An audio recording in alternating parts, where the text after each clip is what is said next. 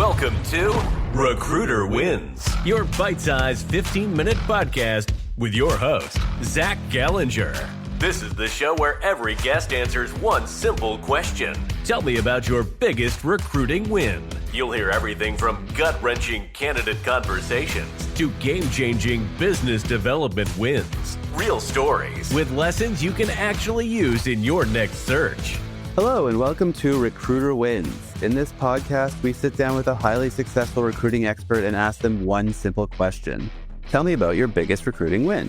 For today's guest, we have Aman Sodi, a recruiter at Summit Search Group. She has 12 years of experience working in mid to executive level search, and I'm happy to welcome her to the program. Hi, Aman. Hi, Zach. Thanks so much for having me here today. Thanks for joining.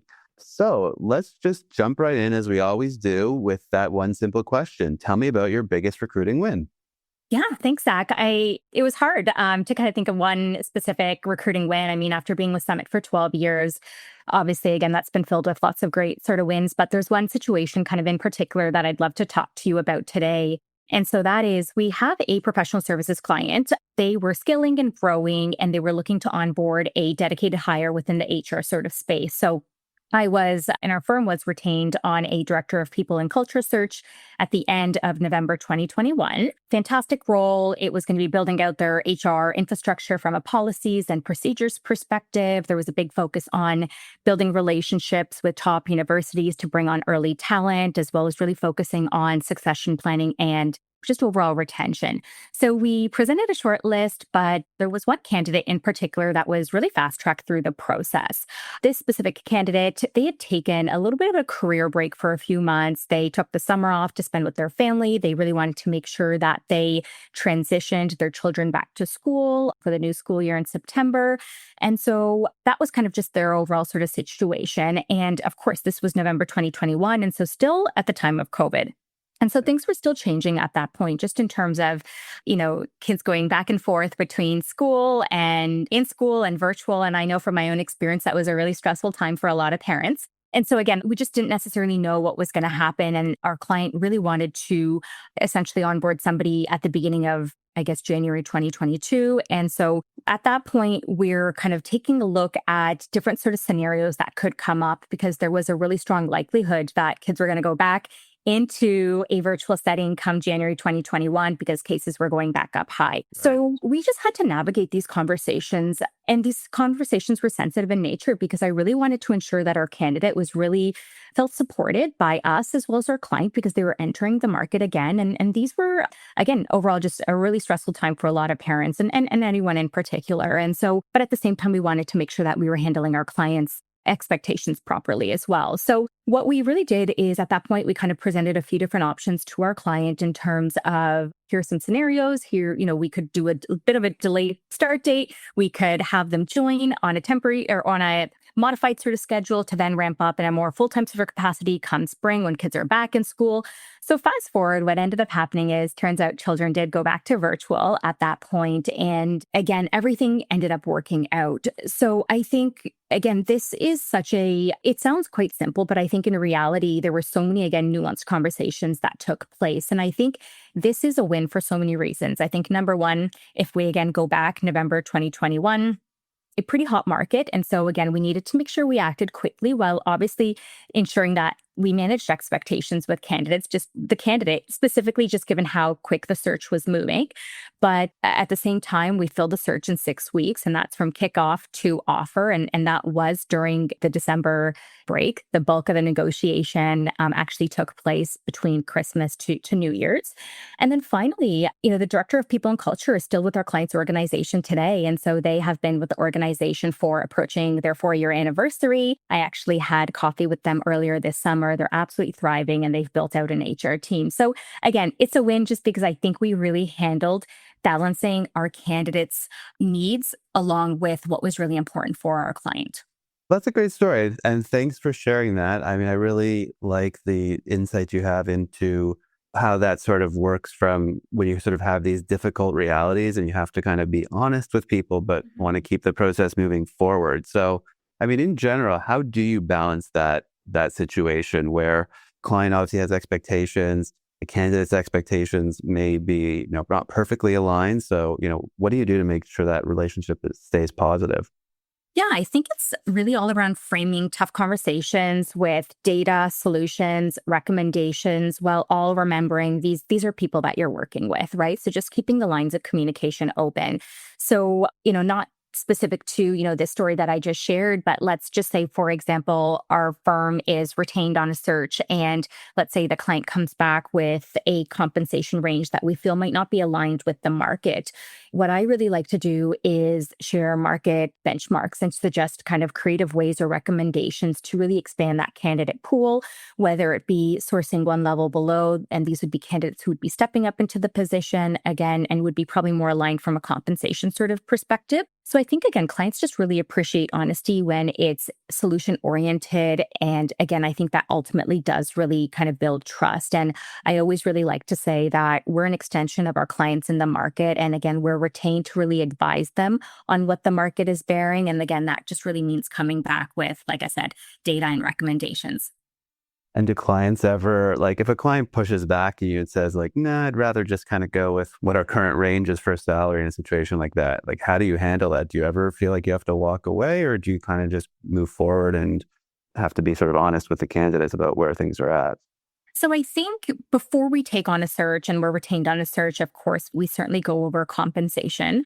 So if it is, significantly below what we feel the market is bearing, we would have a really honest conversation with our client, because I really pride myself on taking us on a search and really being successful in filling that search. But of course, there's certain instances where there is no flexibility, whether it's a public sector client and they have a very specific sort of, pay band.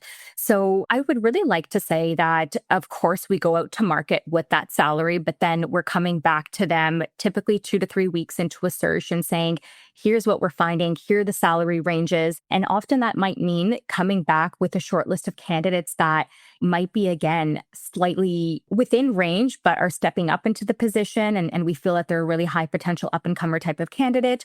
Or again, they might be slightly above the range, but it's really great to give clients that sort of comparison, that way they can compare and contrast. And again, I can't say that we've ever walked away from a search or our clients have ever decided to walk away from a search due to compensation or a situation like that.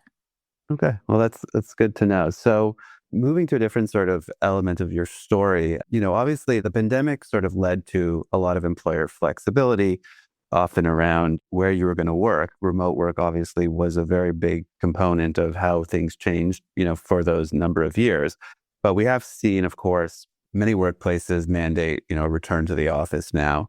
And I'm not sure the exact market realities, like how common that is, but do you think that, was the employer flexibility around workplace or maybe other elements of the job temporary, or, has some of that been maintained? I think the pandemic definitely created kind of a permanent shift in expectations for candidates. I think hybrid work and flexible work are no longer perks in a candidate's mind. I think these are really now part of how candidates evaluate opportunities in today's market. And just looking at my inbox this morning, I'm seeing a few emails from candidates that are, coming back, that being their very first question to me. So I think, as you just alluded to, as we've seen recently with, I think, some of the top financial institutions mandating 4 days a week back in office in downtown Toronto, I think some companies have started to pull back the work from home. But overall, I still think that there is more openness to flexibility in terms of working from home than we ever saw in 2021. Okay. So yeah, that's sort of, I guess, what I would have imagined is that, it's still going to be a big differentiator for companies. So if you want to attract certain talent, I guess you would have to stick with some, at least, remote policies. Yeah, absolutely. We're seeing that for sure. So another sort of point you mentioned was that you just spoke with the candidate that you placed, and, you said she's still in the job. So in general, like, how do you stay connected to these past placements? And, why do you think it matters to your success as a recruiter? I think making a point of checking in with candidates as well as clients after they've settled in is just so critical. I actually like to do touch points, the 1 week mark 1 month mark, 3 month, 6 months, so on and so forth. And really staying in touch over time is just so critical. So I think, again, whether it's a quick email, say, hey, how's it going? I just wanted to check in. Hope all is going well. What kind of projects are you working on? That sort of thing is really important. And again, doing the same thing with our client to ensure that the candidate we placed is excelling in the role, really critical. But, sometimes even sending a quick LinkedIn note or an invite to an industry event, I think really goes a long way. So I think it sounds cliche, but I think staying in touch really matters because today's placement could be tomorrow's client. And I think those relationships are really what sustain long-term success in search. Absolutely. I've heard that from many recruiters who I've spoken with over the years. And sort of the last question, this maybe not directly related to your story, but I like to ask this question if we have time. What advice would you give to newer recruiters about, turning one good placement into a long-lasting partnership with a client?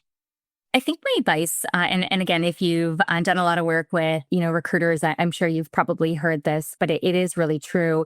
It's to really treat the placement as the beginning of a relationship and not the end. So again, staying engaged, following up with how the hire is doing, offering insights just in terms of, what's happening in the market and all of that. That's just so, again, important. I think consistency shows that you're a true partner versus a transactional, search firm. And Grania, who's one of our partners here at Summit, she's been doing this for longer than I have, but she's mentioned on many occasions that over her 25 plus year career in search, she's placed the same candidate on more than one occasion, as well as that candidate. It could be a candidate you place. They could then turn into a client. They can become a candidate again. So I think that, again, just really speaks to it being a great relationship. Yeah, that definitely makes sense. And from a pragmatic perspective, how do you stay on top of all these different relationships? Like, is it a matter of just setting up reminders in a CRM, or do you have anything else that you do? Absolutely. Yeah. So we kind of use a technology similar to a CRM that just allows us to kind of put in touch points. It kind of plugs into my Outlook calendar as well. So again, kind of doing that 1 week, 1 month, 3 months, 6 months sort of check-in. So whether it's me directly doing it or Serena or someone else on my team, we're making sure that we do that outreach. But the reality is relationships are a two-way street, right? So oftentimes my candidates and clients are reaching out to me before maybe sometimes I had a chance to reach out to them, which again, just speaks to the beauty of a true partnership is sometimes they get to you before you get to them. Yeah. So I think it's good to, just as a general principle, have some sort of process in place. Again, I spoke with many recruiters and some are much better than others at turning like their workflows into some sort of standardized procedure. So it's interesting to see that you're doing that well. And yeah, I think that's sort of all the questions I have for you. So thanks very much, Aman, for joining us today. I appreciate you sharing that story. Thanks, Zach, for having me. Really enjoyed chatting with you. All right, bye. Thanks for listening to Recruiter Wins. Please join us again when we ask our next recruiter one simple question. Tell me about your biggest recruiting win.